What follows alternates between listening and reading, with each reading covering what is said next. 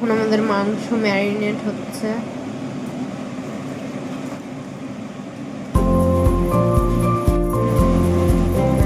করা কমপ্লিট। আর এই যে আলু ভাজা হচ্ছে মাংসের জন্য। আমাদের মশলা বসছে। কালারটা কেমন হয়েছে সবাই কমেন্ট করবো।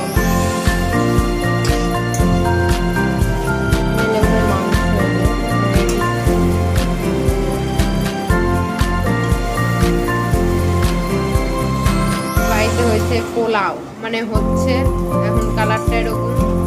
সবে সবে দিল। আর আজকে হবে পোলাও আর মাংস। আর এখন আমাদের পোলাও হচ্ছে।